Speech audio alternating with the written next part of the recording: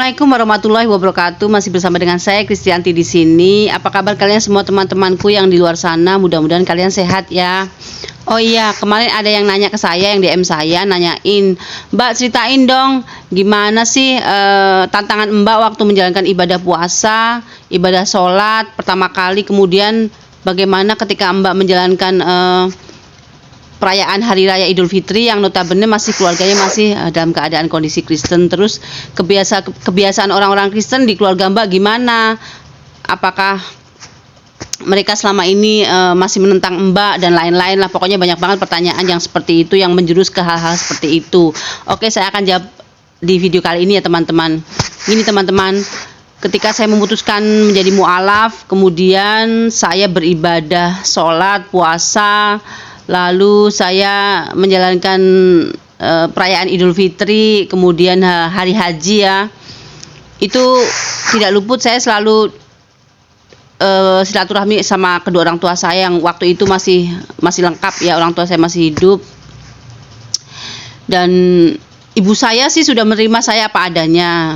Bahkan selalu saja tiap tahun ketika hari raya tiba, Lebaran tiba ya teman-teman, saya selalu mudik, saya pulang ke Jogja, kemudian saya silaturahmi dengan ibu saya. Ibu saya sangat senang sekali. Cuma yang agak kurang respon terhadap saya adalah saudara-saudara saya. Ini saya rasakan waktu saya masih kecil ya teman-teman. Waktu saya masih kecil, kemudian sampai sekarang pun saya masih merasakan perubahan apa yang terjadi kepada saudara-saudara saya. Yang sebenarnya saudara-saudara saya ini sudah mu'alaf, cuma ikut suaminya, jadi mereka masih kurang bisa menerima keadaan. Karena kadang mereka sendiri ketika saya berbicara tentang agama, mereka kadang suka lebih tidak menerima atau mungkin lebih mencibir atau kesannya tidak respon gitu. Jadi saya sendiri merasakan bahwa dalam hal menjalankan agama kita kan harus kafah ya, memasuki Islam secara kafah. Jadi ketika saya sudah memutuskan untuk menjadi mu'alaf, ketika saya sudah memutuskan untuk masuk ke dalam Islam ini ya, saya harus masuk ke dalam Islam secara kafah gitu.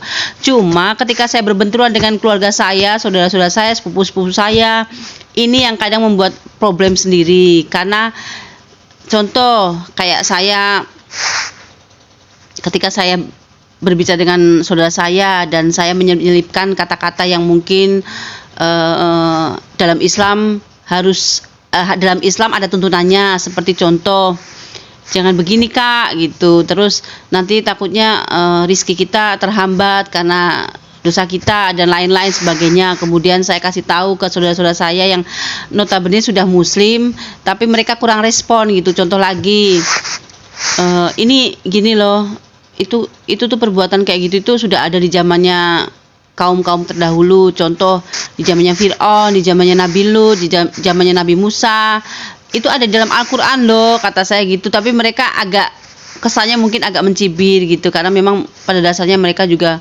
saya rasa mereka tidak mengenal Al-Quran. Dan ada salah satu saudara ini sepupu, saya tanya, kamu kan udah masuk Islam udah lama ikut suami, kamu mempelajari Al-Quran enggak, kata saya nanya kan. Terus dia jawabannya, kalau misalkan nggak ada Al-Quran, saya ada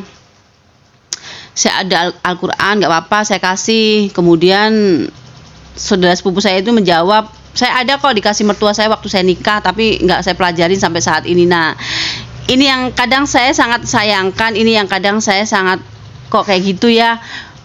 Hampir nikah, hampir mungkin 10 tahun lebih, tapi Al-Quran nggak pernah dibuka, nggak pernah dibaca. Jadi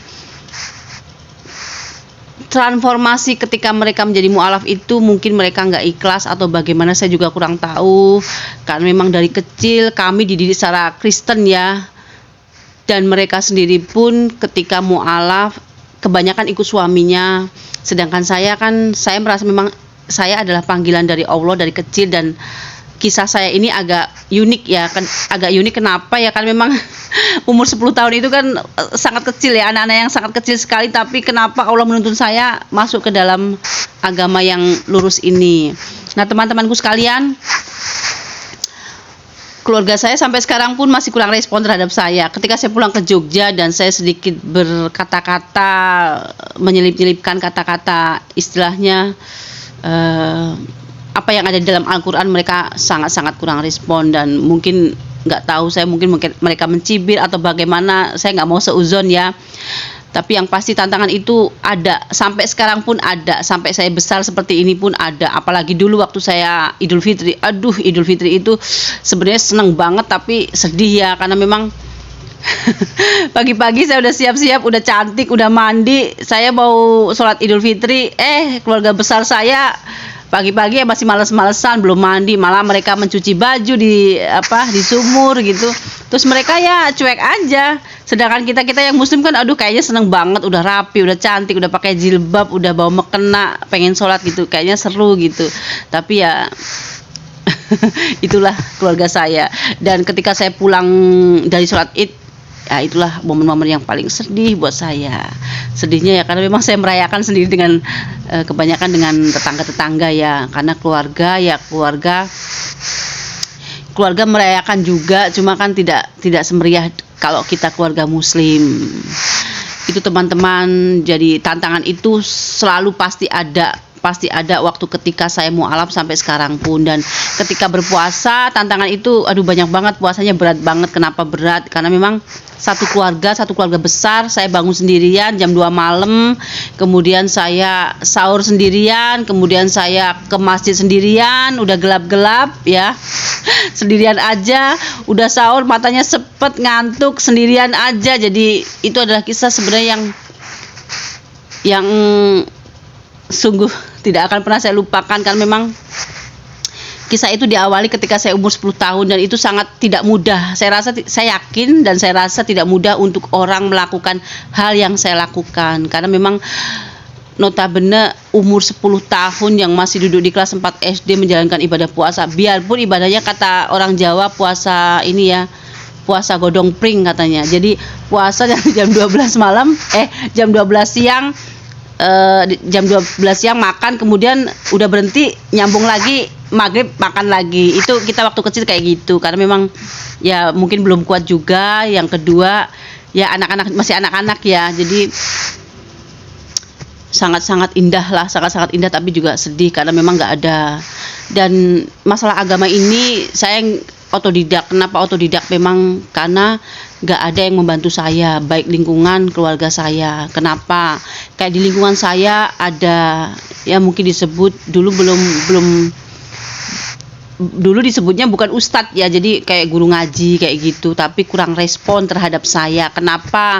Mereka mau ngajarin saya juga agak takut-takut gimana ya, karena memang keluarga besar saya Kristen semua. Kok saya belajar agama sama si guru itu, takutnya nanti disalahkan dan lain-lain. Jadi sebenarnya teman-teman, banyak halangan, banyak rintangan, apalagi ketika saya belajar ngaji ini otodidak sendiri, karena memang saya juga merasa malu, minder dan lain-lain. Karena ketika saya ngaji sama si guru si A sama teman-teman sayanya agak minder. Kenapa? Karena keluarga teman-teman saya semuanya muslim, sedangkan saya kebanyakan keluarga saya Kristen, bahkan kedua orang tua saya sendiri. Jadi si guru tadi juga agak takut-takut juga gitu. Itu pengalaman saya. Lalu bagaimana dengan kita sholat sehari-hari? Saya lebih banyak di masjid ya teman-teman. Waktu kecil sampai sekarang pun kalau saya ke Jogja, saya lebih banyak sholat di masjid-masjid. Kalau misalkan saya jalan keluar di Jogja gitu, saya selalu singgah ke masjid-masjid. Saya sholat di masjid. Saya nggak sholat di keluarga saya, di rumah saya enggak. Kenapa? Karena dulu ada anjing ya, ada anjing di rumah saya, jadi saya nggak nggak nyaman sholat di situ. Kemudian saya memutuskan untuk sholat kadang di rumah teman saya, kadang di rumah saudara saya yang muslim, kadang kebanyakan di masjid. Lalu kenapa saya nggak sholat di rumah ibu saya?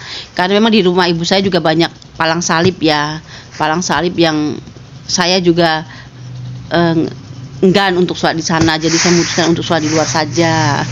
Teman-temanku sekalian, sampai sekarang pun kisah-kisah tentang Islam ini masih menghantui saya, dalam arti hambatan, cobaan, ujian masih mengikuti saya sampai sekarang saya dewasa ini.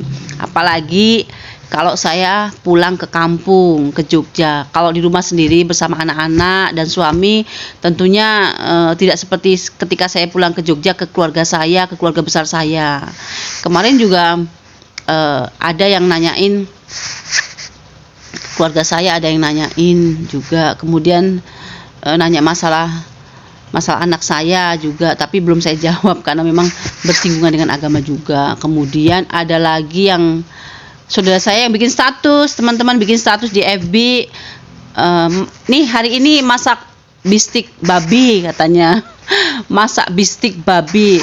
Nah, kan suami saya pertemanan dengan saudara saya, pertemanan, kemudian membaca status itu, kemudian suami saya bilang ke saya, aduh Bu, kok ini bikin status jijik banget deh, kata suami saya, jijik katanya, kok daging babi dibikin bistik kemudian dimakan. Ya nggak ngebayangin deh, kita yang muslim mungkin jijik ya, karena memang udah tahu babi itu penyakitnya macam-macam. Kenapa Allah mengharamkan? Saya juga sudah tahu kenapa dalam Islam, dalam Al-Quran Allah mengharamkan babi, binatang-binatang yang diharamkan, karena pasti ada tujuan dan kebaikan yang ada di situ. Nah ini saudara saya yang di Jogja kebanyakan makan babi, masih makan babi sampai sekarang. Terus kadang makan suike itu kodok ya, katak kodok. Nah, sedangkan kalau menurut saya, menurut Islam, menurut Al-Quran kan itu haram. Kenapa haram? Karena katak itu hidup di dua tempat ya, di darat dan di sungai atau di darat. Jadi dua dunia gitu, dua alam. Jadi sama Allah diharamkan. Mungkin ya yang pasti Allah mengharamkan binatang-binatang yang tidak boleh dimakan ini pasti ada tujuannya. Ini kayak virus corona ya. Kelelawar, ular dimakan, jadi aduh ya. Nah teman-teman sekalian, kalau saya membicarakan hal-hal seperti ini, pasti saudara-saudara saya pasti akan marahnya ya kayak gitulah. Ngambeknya nggak ketulungan, pasti mungkin akan mengechat saya, mencibir saya dan lain-lain. Tapi kalau masalah kayak gini saya mesti hati-hati ngomong dengan mereka, dan yang pasti saya nggak berani kalau kayak masalah kayak gini. Mungkin hanya status kecil yang saya bikin agar mereka baca, kemudian saya harap mereka memahami dan mengerti gitu. Tapi ya kayak gitulah, kadang setiap orang kan berbeda-beda teman-teman ya. Kita punya hati, kita punya akhlak berbeda-beda. Kadang akhlak kita baik, tapi hati kita kalau tidak sesuai dengan petunjuk Allah, tidak sesuai dengan Rasulullah, kadang makan makanan yang diharamkan, jadi kesannya kan kita sudah jadi figur yang berbeda gitu. Teman-temanku sekalian, ceritanya banyak banget, masih banyak banget ya cerita-cerita seperti ini di keluarga saya. Jadi mudah-mudahan, karena memang banyak keluarga saya masih banyak yang Kristen, dan kalau membicarakan masalah agama ini agak pelik ya, agak pelik. Kenapa agak pelik ya? Karena memang harus hati-hati. Tapi saya sedih gitu, sedihnya terutama kepada kakak kandung saya sendiri. Kakak kandung saya sendiri ini, aduh, dia sangat taat kepada agamanya, yaitu Kristen Protestan. Karena memang ibu saya dari kecil mendidik, menanamkan ajaran ini sampai benar-benar melekat dalam diri kakak saya. Dan kakak saya ini sudah memasuki komunitas gereja yang susah untuk dikasih tahu pun susah, untuk ibarat kata untuk diselenting-selenting gitu, sedikit-sedikit aja dia gampang tersinggung kalau udah masalah agama. Dan saya cuma selama ini berdoa aja sama Allah, ya Allah lembutkan hati kakak saya, mudah-mudahan sebelum kakak saya meninggal Allah sudah kasih hidayah. Karena memang sedih rasanya kalau mengingat saudara-saudara yang masih belum muslim ini, sedih karena memang sudah dijamin sama Allah dosanya dosa syirik dan langsung masuk ke neraka, nggak pakai ditawar-tawar ya teman-teman. Jadi kalau kita tahu seperti itu kan ngeri juga ya Allah, saudara sendiri, kakak sendiri masih seperti itu. Tapi mudah-mudahan Allah mengabulkan doa-doa saya selama ini, mudah-mudahan. Karena memang cukup ibu saya yang kemarin meninggal dalam keadaan kafir, dalam keadaan tidak beriman kepada Allah. Cukup ibu saya yang mengalami itu, dan ini sudah menjadi penyesalan yang sangat hebat buat saya ketika saya menghadapi kematian sakaratul maut ibu saya dalam keadaan tidak beriman kepada Allah. Bahkan kalau diceritakan mungkin agak agak sedikit ini ya, sedikit ya udahlah nggak apa-apa, itu sudah berlalu. Mudah-mudahan ibu saya diampuni sama Allah dan ditempatkan di tempat yang terindah lah.